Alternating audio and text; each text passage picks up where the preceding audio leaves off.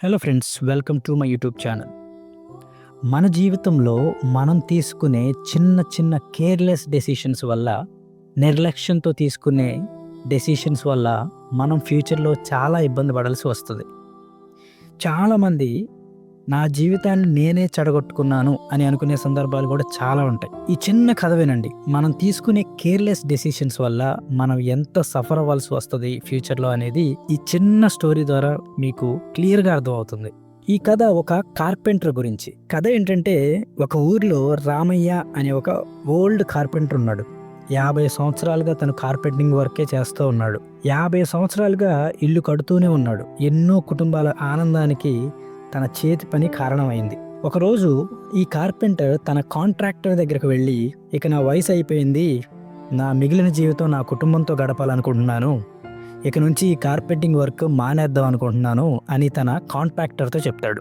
అయితే కాంట్రాక్టర్ ఏమంటాడంటే, నువ్వు నా కింద చాలా సంవత్సరాలు పనిచేసావు, నువ్వు చాలా మంచిగా పనిచేస్తావు, సో నువ్వు ఫ్యామిలీతో గడుపుతాను అంటే నేనెందుకు వద్దంటాను, కానీ నాదొక చిన్న విన్నపం ఉంది, చిన్న రిక్వెస్ట్ ఉంది అంటాడు తన కాంట్రాక్టర్. రామయ్య, నువ్వు నా కింద పనిచేసి ఎన్నో ఇల్లు కట్టావు కదా, ఎన్నో ఇళ్ళకి కార్పెంటింగ్ వర్క్ చేసావు కదా, ఈ చివరిసారిగా నాకు ఒక ఇల్లు కట్టిపెట్టు.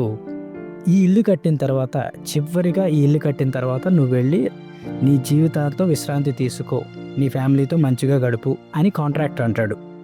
సరే, చాలా సంవత్సరాలు ఈ కాంట్రాక్టర్ కింద పనిచేశాను కదా అని రామయ్య తన మంచి మనసుతో, తనకి శక్తి లేనప్పటికీ కూడా తన మంచి మనసుతో చివరి ఇల్లే కదా కట్టి పెడదాం అని రామయ్య అనుకుంటాడు. అయితే రామయ్య ఈ ఇంటి వర్క్ స్టార్ట్ చేసిన తర్వాత అతని మనసు పనిలో లేదనమాట. ఎందుకంటే ఆల్రెడీ అతను పని మానేద్దాం అనుకున్నాడు, కానీ కాంట్రాక్టర్ అడిగాడు కాబట్టి ఈ చివరిగా ఈ వర్క్ ఒప్పుకున్నాడు.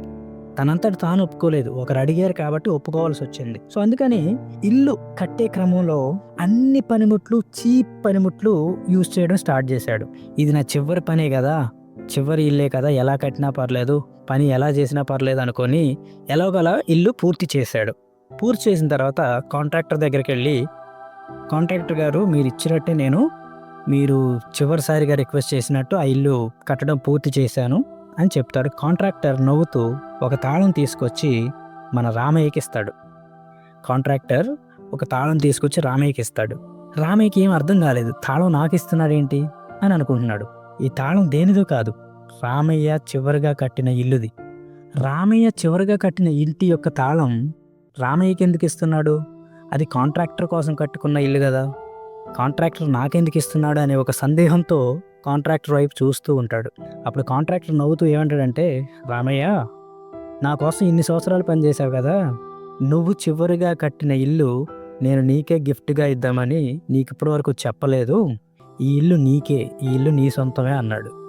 ఆ మాటలు వినగానే రామయ్య వెంటనే కూర్చొని ఏడవడం స్టార్ట్ చేశాడు. కూర్చొని గట్టిగా ఏడ్చేశాడు. అయ్యో, ఇది నా ఇల్లే, నేనే నిర్లక్ష్యంగా కట్టుకున్నానే, నా భవిష్యత్తు నేనే చెడగొట్టుకున్నానే అని కుమిలి కుమిలి ఏడవడం స్టార్ట్ చేశాడు.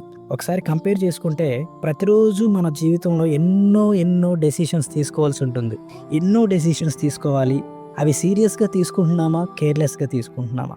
మన చిన్న చిన్న డెసిషన్స్, బలమైన డెసిషన్స్ తీసుకుంటే మన జీవితం కూడా మంచిగా ఉంటుంది. రేపు ఉండబోయే జీవితానికి ఈరోజు తీసుకునే చిన్న చిన్న డెసిషన్స్ కూడా పెద్ద కారణాలు అవుతాయి. ఈ స్టోరీలో కార్పెంటర్, కాంట్రాక్టర్ ఇద్దరు వేరువేరు క్యారెక్టర్స్, కానీ మన జీవితంలో మనమే కార్పెంటర్, మనమే కాంట్రాక్టర్.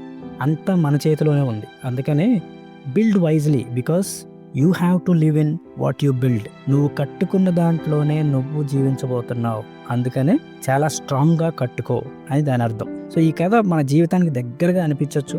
ఒకసారి ఆలోచించండి. స్టోరీ కనుక నచ్చితే లైక్ చేయండి అండ్ షేర్ చేయండి. ప్లీజ్ సబ్స్క్రైబ్ చేయండి. కామెంట్ మాత్రం తప్పకుండా చేయండి. Thank you very much.